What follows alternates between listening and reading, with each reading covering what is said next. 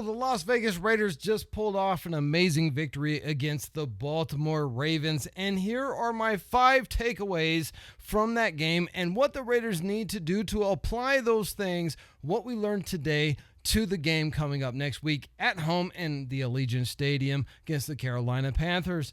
Number 1 is the defense is the staple of this team, no doubt about it, but there is a weak point still on that defense. I made a video about it. I talked about it during the live stream, and I called out specific plays to prove my point, and that is Divine Diablo is really struggling as a run defender. Remember, he was a converted safety into a linebacker, and so tackling guys who are bigger than him is not his forte, and he's really been struggling in that regard, and therefore, you are only as strong as your weakest link. He has given up big plays and big runs, and if he cannot stop the run, you need to go and get a real linebacker that can come in and play that position, and I think Amari Gaynor fits the bill. He's already on the team. He was an absolute stud at FSU, and Amari Gaynor can be the replacement for Divine Diablo. I think if that happens, we have a number 1, number 2 defense. I think we are top 5 defense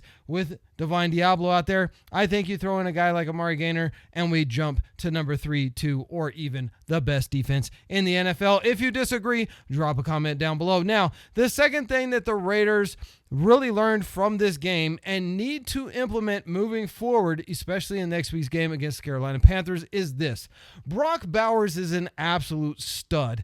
Getting him in the first round, there could have been other ways we could have gone. Offensive line, certainly. But Brock Bowers is proving that he is going to be a superstar in this league. Feed Brock the ball and good things will happen. We need to continue that same game plan of getting him the ball as well as Devontae Adams.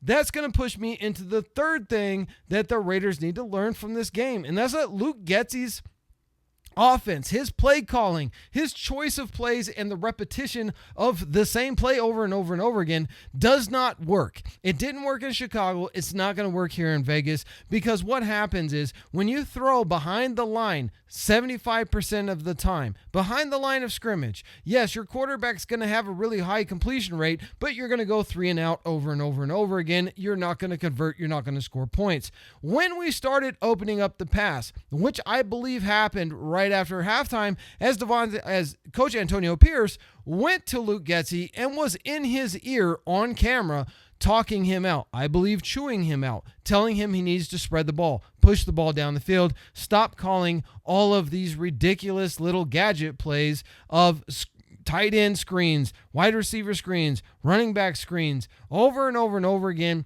because it wasn't fooling anybody. If we want to be successful as an offense to complement our amazing defense, the Raiders need to push the ball down the field and stop throwing all of these ridiculous screen passes. I knew we were going to get more screen passes when Luke Getsy became the offensive coordinator, but my goodness, I didn't think that we would throw screen passes 90% of the time. That's just not going to fit the bill. It's not going to win us games. So hopefully the Raiders are going to learn from this. Hopefully Luke Getsy will adjust his game plan accordingly and start pushing the ball down the field. Now, the run game is a situation. We absolutely need to get the run game up and running better than what we have had so far. Zamir White has not been able to get through the line of scrimmage, mostly due to the fact that our offensive line has been absolutely atrocious. Colton Miller has been terrible. Thayer Munford, terrible. Everybody on that offensive line has been bad. I would say Dylan Parham has been average. He hasn't been horrible. But Cody Whitehair got benched. Andres Pete had to come in because Cody Whitehair was getting beat like a rag doll. And let's be honest about it. Without JPJ in there, who we drafted in the second round, our interior offensive line is really struggling. So that's something that the Raiders need to go and fix somehow, some way. Colton Miller, I think, is a big liability because right now he is clearly not in football shape, and he was getting pushed around like it was absolutely nothing. And that's just going to continue to happen over and over and over again. I think DJ Glaze needs to get a shot, and I think JPJ, if healthy, should be a starter coming next week.